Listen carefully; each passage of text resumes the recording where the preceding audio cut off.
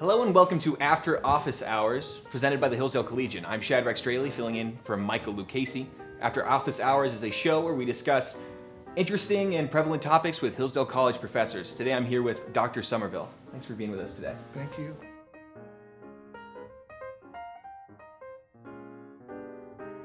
So, when I was told to give this interview, I was given a very Hillsdale's most interesting man picture of you. And I was wondering if maybe, since storytelling is a bit of a part of your job as an English professor, maybe you could tell us a few stories. Stories. Well, the one I was telling my class today was the one about the time I saved a student's life. Mm-hmm. That was a long time ago when I was in graduate school at Appalachian State University. We were having a workshop in my writing class, so only half the class was there, and I was working with them individually at the front. The rest of them were working at their desks. And early in the class, I noticed someone seemed to have gotten up and left the room, came back.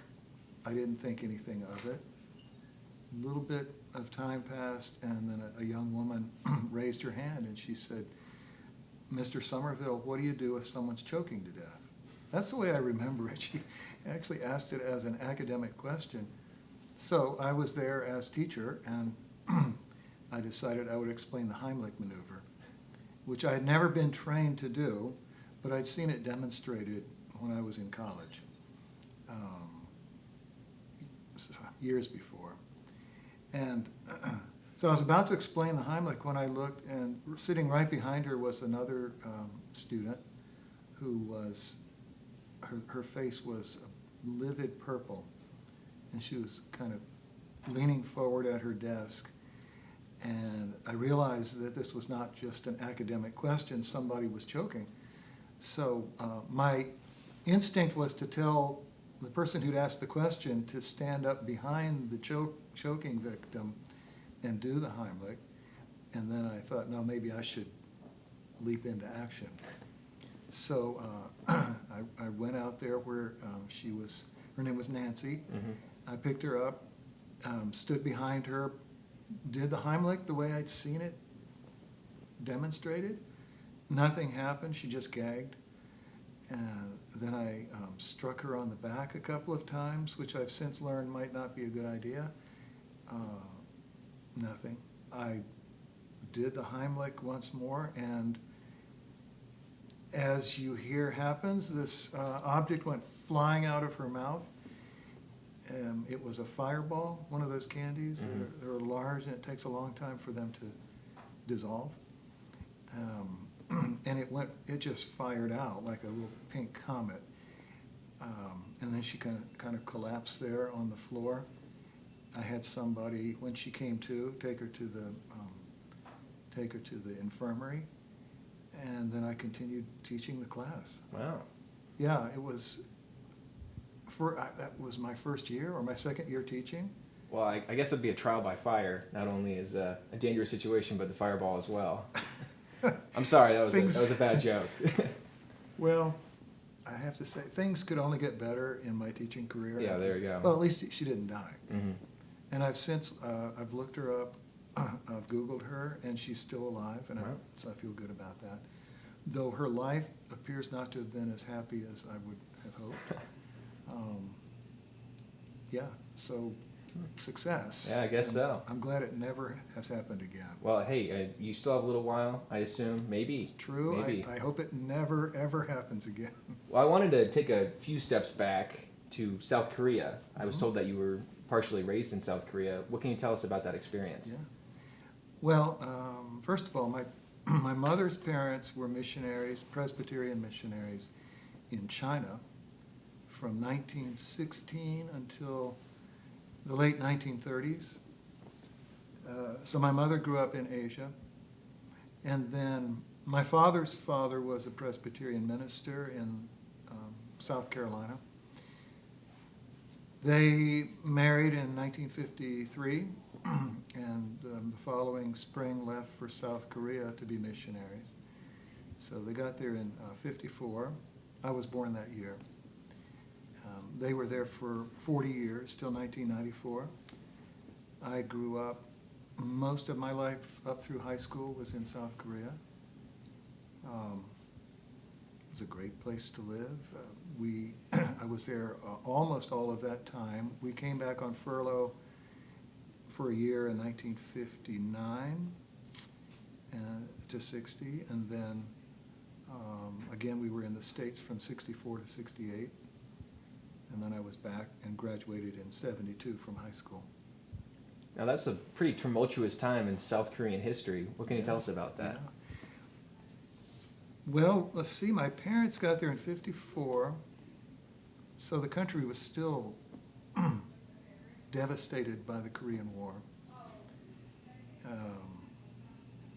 And then 1960, I think it was, we were living in Seoul, very close to the capital, and there was a student revolution. So young people your age, college age, some high schoolers, some ordinary people, even maybe middle schoolers took to the streets. I've seen photographs. So we had a front row seat for that. Many days when I was a boy, I was about first grade, I'd come home from school, we'd watch the demonstrations, I'd smell tear gas. And then the following year, I guess it was, there was a military coup.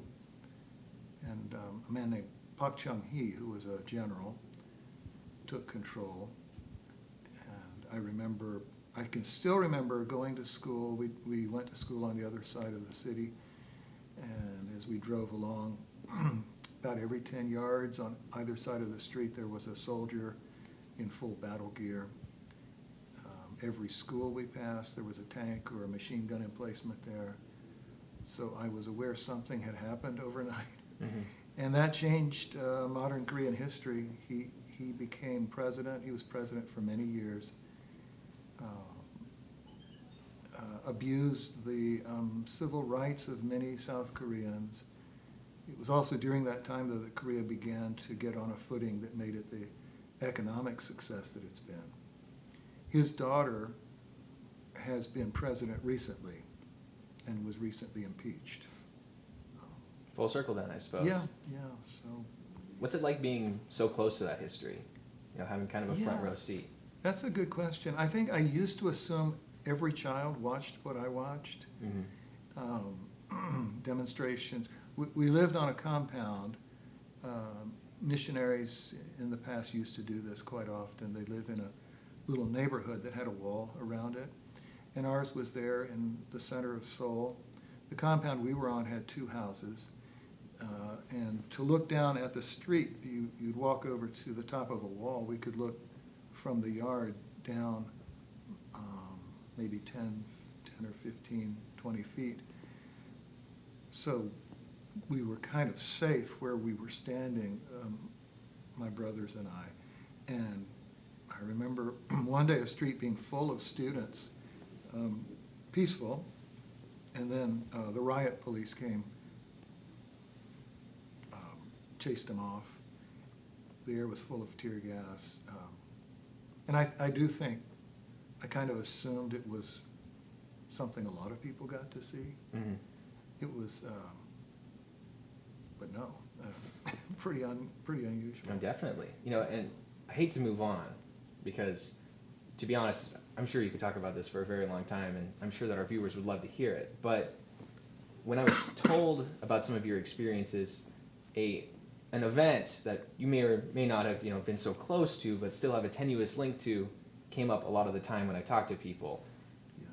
Mark David Chapman, the man who killed John Lennon, you have a tenuous connection to him. Could you Right. describe that for us? Not as close a connection as some people would think. Mm-hmm. When I was at Covenant College in Lookout Mountain, Georgia, I went there the last 2 years of college. So his girlfriend, Jessica, was a student there. They were from the Atlanta area. And Jessica was a good friend of mine. My friend Bill was also a friend of Mark's. And Mark transferred in sometime during my time at Covenant. He was on my floor. I don't think I saw much of him Mm-hmm. because he was with Jessica almost all the time. I think I remember he might have played guitar and Mm-hmm. had a Bible, but it was a church-related school, so Mhm. that wasn't that unusual.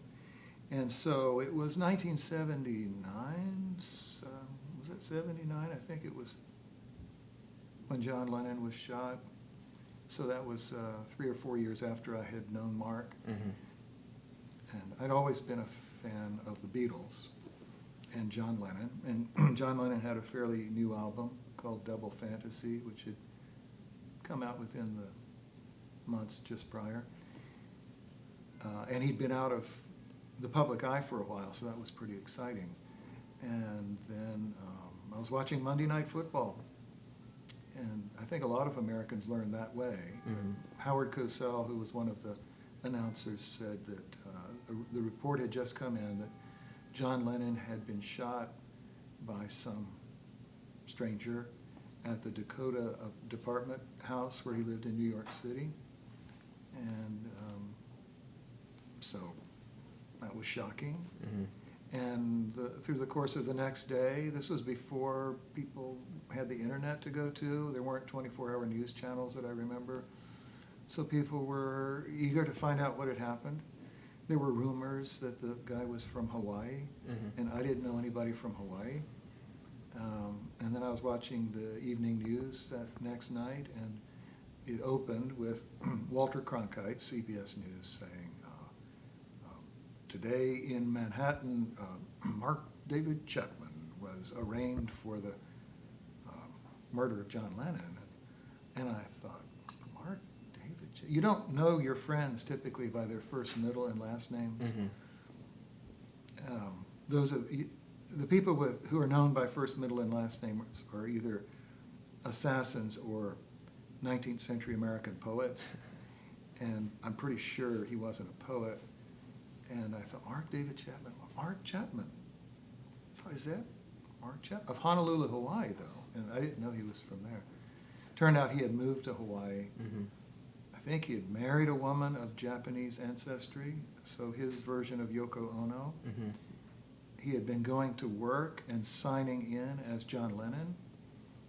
I think he'd put a name tag on where his name was on it, and he just covered it with masking tape and wrote John Lennon. Mm-hmm. And then John Lennon's album came out. He had reemerged, a rival John Lennon. And then he'd gone and shot him. Now, that moment when you realized that you knew this person, I mean, maybe not personally very well, but you still knew this person. Could you describe that moment for us? Because, you've already seen so much history, you have this connection. I mean, what was that like? I mean, probably the largest event of the year Yeah. in the country. I'm not sure I can recall. It just, I was already staggered by the killing of John Lennon. Mm-hmm. And then to find out it's somebody I'd gone to college with, it was on my hall and was dating a good friend of mine. I don't recall. Mm-hmm. Except I called my brother who had been on the same hall, and I said, do you know who killed John Lennon? He said, no. I said, he went to Covenant with us. He said, oh, Brian? I'm not going to say Brian's last name. Brian? And I thought, well, I would have thought Brian too. But yeah, it was just unsettling in the extreme. Mm-hmm. By the way, I think the next shooting was John Hinckley shooting President Reagan. Not killing him, but shooting him. And I recall being fearful that I knew the guy because Mm-hmm. suddenly it had become possible to know the person who did the Mm-hmm. shooting. I didn't know John Hinckley, but I think it's possible he attended the church where my uncle was pastor at one time, or Wow. his parents had. So I began to feel I had a curse on me. That's what I was going to say. But then the Pope was shot, and I never had any connection with All right. Mehmet Ali Ajah, though I do know his name. You should go very far back into your ancestry, maybe. Maybe there's a tenuous connection. There might be. Well, Yeah. speaking of tenuous connections, there's this legend that's around Hillsdale College. You know, a lot of things are said about professors, a lot of things are said about locations, former presidents, but one name that seems to keep coming up over and over again is Chuck Hinckley. I have it written down here. Yeah. What can you tell us about Chuck Hinckley? I've known, yeah, Chuck's an acquaintance. He lives in North Carolina, lives in the town of Old Fort, which is close to where my father lives. He plays the banjo. He's a leper. Mhm. I guess I should add that. And by the way, being a leper, banjo is probably the worst instrument you could possibly play. He is on Facebook, and I don't want to say I know him that well, but let's put it this way. If I have a stack of papers to grade, Chuck is quite active on Facebook. I'd like to talk to you next about another tenuous connection. All right. A lot of those are going around today. I was told that you are related to Billy Graham in some way. Do you have a connection to Billy Graham or to the Billy Graham estate in any way? Yeah, I do. I'm not sure how many people anymore know who he is. Mm-hmm. He's 98 years old now, and he's been out of circulation for a while. His son Franklin is fairly active, but yeah, my mother, who grew up in China, one of her sisters, Ruth, married Billy Graham, so he's my uncle by marriage. Wow. My aunt's marriage, and he lives in the same little town in North Carolina where my father is. Mm-hmm. I haven't seen him much in the last few years because his health hasn't been good. When I was growing up, we were in Korea, so we didn't see him much then either. But yeah, I've always thought of him just as an uncle. Uncle Mm-hmm. Bill is what we call him. Do you have any memories with Bill? I remember taking our daughter Catherine from here to the Mayo Clinic once, and we were down somewhere in that huge complex getting blood work, and we looked up and there was my uncle, who loved to go to the Mayo Clinic. A great medical facility, and he loved the way they treated him. Mm-hmm. And I think it was the the director of the clinic, whoever the man was in charge, was taking him around, showing him things. And we looked up, and there was Uncle Bill, and we walked over, and he loves our daughter Catherine, who's in a wheelchair, Mm-hmm. has cerebral palsy, and he right away recognized Catherine and was so excited to see her. That was a pretty great moment. Mm-hmm. Someday, if we ever talk again, I'll talk to you about her and our triplet daughters. Wow. We have triplets. So. You know, the more that I talk to you, the more it seems that there's a lot of really exceptional things just happening nearby at all times. There have been a lot of interesting things in my life, that's Mhm. true. And a lot of really dull things, but we won't talk about those. No, exactly. Those don't make for good video. No. I'm curious, just as one last thing, just going back to South Korea, really quick. Yeah. I read an article about you, put out by Hillsdale College, and the article specifically mentioned that as a child you loved to dress up as a soldier, Oh. but you didn't get normal soldier dress up. You Yeah. got soldier dress up elsewhere. I loved playing Army Mhm. as a boy with my brothers and friends. And my parents, for my birthday and Christmas, among the things they would give me would be genuine military gear, which they would buy on the black market. Not weapons, but anything else. The clothing I could wear, the Mhm. helmet I wore. We ate sea rations once in a while, which historically soldiers have complained about. I Mhm. thought it was cool. Mhm. A little can of beef stew, some crackers, cigarettes. There were always, I didn't smoke them, but yeah, I thought it was great. Mhm. And I obviously didn't understand what it meant to be in the military. We were surrounded on the Korean Peninsula by lots of military, U.S. soldiers, Korean, North and South. So it's a very volatile area. Mhm. And at one point when I was a boy, I saw the skeletons of 2 American soldiers being dug out of the earth. That's the sort of thing that reminds you that it's not just a game. Mm-hmm. They had their dog tags on. Probably sobered me up for a few minutes. Mm-hmm. Yeah. Well, speaking of which, it's about time that we finish up. So thank you very, very much for coming out with us today. Thank It's been a you. real pleasure. Enjoy it. This has been After Office Hours, presented by the Hillsdale Collegian. Check us out on the Hillsdale Collegian YouTube and Twitter pages, as well as check out the website, hillsdalecollegian.com, for more content, more videos, more hard-hitting news, everything you could possibly want from a college newspaper right at your fingertips. I've been Shad Strehle, filling in for Michael Lucchese. Thanks you again, Dr. Somerville, for hanging out with us today.